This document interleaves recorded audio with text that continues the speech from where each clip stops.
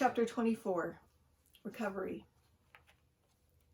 My surgery required me to spend one night in the hospital. I was grateful that it was not more than that because that one night was extremely unpleasant. There was no sleep involved and my nurse was heavily overloaded with patients.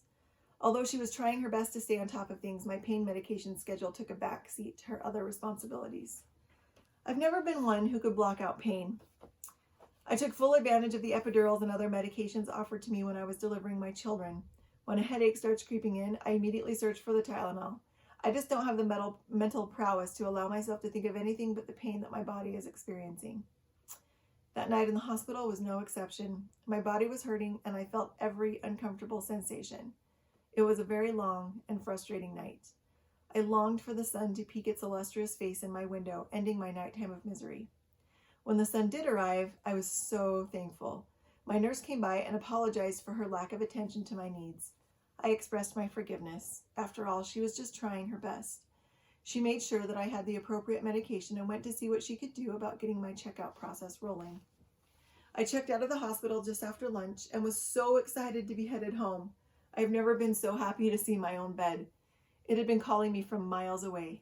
As my head sank into my pillow, I sighed with contentment. It felt like heaven.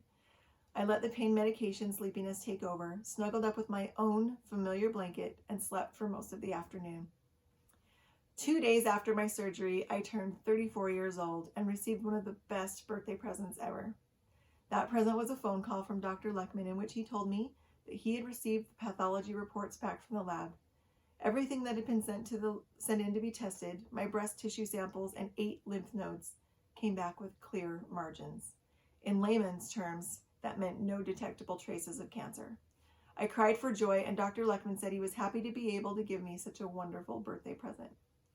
The rest of the day was spent partying, literally. We had Abby's 8th birthday party scheduled for that afternoon. Who plans a big birthday party 2 days after major surgery? That would be me. In our family, we only throw big birthday parties every 4 years. Since Abby was turning 8, this was one of those party years. She had been looking forward to a party for a long time. I could not postpone or cancel it. She'd already been through so much and had so many fun things canceled that I just could not add one more thing to that list. I enlisted the help of my mom, sister-in-law, niece, cousin, and friend, and we put on the best spa day party any 8-year-old could ask for. I looked and felt like I'd been run over by a truck multiple times, but I sat on the couch and soaked in the happy rays that were floating around in the party zone. I enjoyed every minute of the loudness, laughter, and chaos because I was still around to enjoy it. Unfortunately, that euphoria did not last very long. Once I came down from the birthday party and pain medication cloud of happiness, the reality of my recovery process set in, and I was utterly miserable. I had expected to experience a lot of pain during recovery and was correct in my assumption. As I fought to stay on top of the pain, I did have to remind myself that it could have been much worse. Because of the breast augmentation surgery that I had had a few years earlier, my pectoral muscles were already stretched out. That proved to be helpful in 2 ways. For one thing, it allowed Dr. Chen to be able to fill the tissue expanders with a small amount of saline solution during my surgery. That was not a normal procedure to have happen during that initial reconstruction surgery. It would have been too much for those muscles to handle. However, because my muscles were relaxed enough, I was able to have some saline injected, which meant that I did not have to wake up to a concave chest after my surgery. Instead, I woke up being just a few sizes smaller than I originally had been. It was a blessing to not have to go through the shock of looking down to see a caved-in chest. Secondly, my muscles were not as sore as they could have been. Although there was a lot of pain going on, it was not as much pain as it should have been. I had already experienced that excruciating pain when I went through the breast augmentation recovery in 2009. It had been a nightmare to go through that pain then, but I was so grateful that I didn't have to go through it again, considering the weakened state that my chemo-riddled body was in. Aside from the pain I was experiencing, I had other factors that were causing a huge amount of discomfort and overall annoyance. There were 3 factors to be exact. My surgical drains. Beautifully disgusting surgical drains. When you have a mastectomy, the doctor usually places surgical drains in your chest to assist with the healing process. They are designed to relieve pressure by draining excess fluid. As I mentioned before, I had to have 3 drains, 2 on the right side of my chest and 1 on the left. Each drain consisted of a long piece of tubing that protruded out of my rib cage area. The tubing was held in place with a few stitches, which were horribly itchy. At the end of the tubing, there was a bulb syringe with a little cap on top of it. The syringe needed to be kept flat with no air in it so that it could act as a vacuum and pull out all the excess fluid from the surgical sites. I had one job with the drains, and that was to keep track of how much fluid was draining out each day. So twice a day, I would uncap the syringes and carefully pour the liquid into a measuring cup. The liquid started out a little on the bloody side and eventually turned a sickish yellow color. Can you say disgusting? It was one of the most unpleasant things I have ever had to do, and I have had to face a lot of disgusting situations as the mother of 4 children. I wish that I could say that the annoyance of the drains was the only hiccup from my mastectomy. Au contraire. Only 2 days after my surgery, I noticed that my right arm looked and felt a little swollen. I had a post-op appointment with Dr. Chen that day, so she checked it out.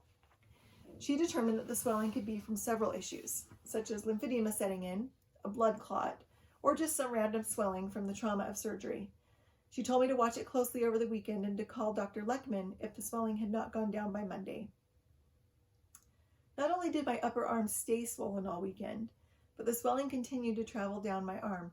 By Monday, my whole arm was swollen. Mark insisted on calling me Popeye. I was not amused. I called Dr. Leckman and he scheduled me for an ultrasound to see if there was a blood clot prowling around in there. As I was lying on the cold, hard table in the ultrasound room with my right arm dangling crazily at an uncomfortable angle, I did some more pleading with God. Please don't let there be any blood clots. I don't think I can handle any more complications right now.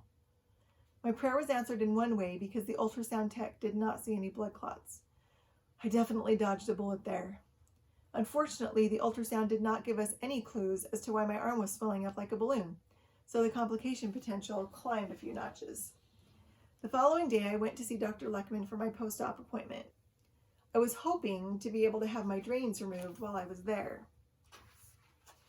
I had been diligent in keeping an accurate drainage record and knew that 2 of the drains had reached the drainage goals of 20 cc's or less. He did remove those 2 well-behaved drains, which was a huge relief and one of the strangest sensations I have ever experienced.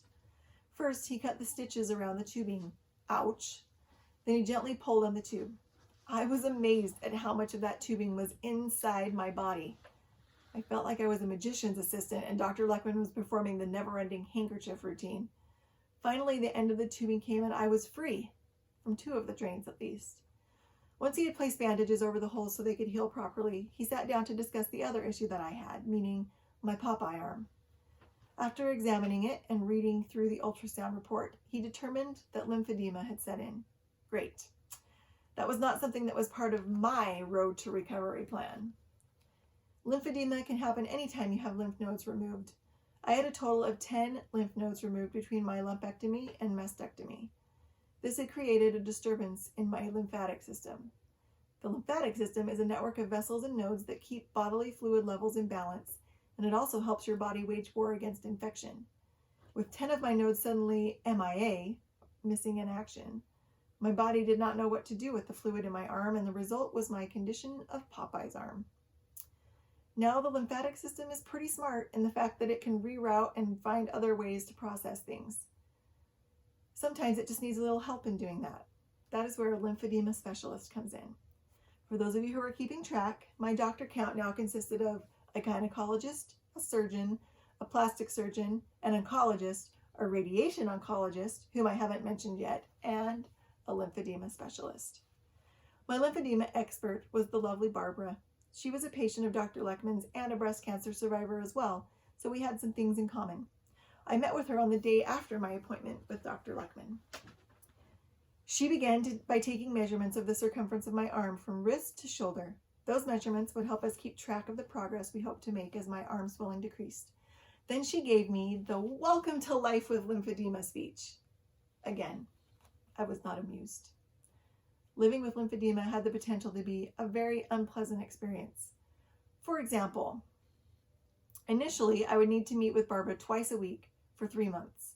Now don't get me wrong, I liked talking with Barbara and she was a very nice person, but the thought of adding that many appointments to a lengthy list of appointments that I already had was very overwhelming. Barbara did say that if everything went well, we might be able to shave the time down to 2 months. I immediately started praying that my arm would respond well so we could lose that extra month of appointments. I would now need to start wearing a compression sleeve all the time. I could take it off to shower or go swimming, but at least for now, it would become a permanent addition to my wardrobe. She suggested limiting my salt intake. Too much salt equals too much fluid in your body. I would need to be careful about not getting too many cuts, scratches, or bug bites on my right arm. They could possibly open the door to infections. I had the thought, how do I tell a bug not to bite my right arm? Do you think bugs can read medical alert bracelets? I would need to be careful about carrying too many heavy things with my right arm. Great. Now my left arm would start to look like Popeye's arm because it would be doing all the work from now on. As I mentioned earlier in the book, I would not be able to have shots, IVs, or blood pressure cuffs on my right arm. All of those things could cause the lymphedema to flare up. After the speech, Barbara set to work performing a lymphatic massage to my arm to help reroute the lymph system. I stared up at the ceiling trying to process all the information she had just jammed down my throat. I didn't want to have to worry about lymphedema for the rest of my life.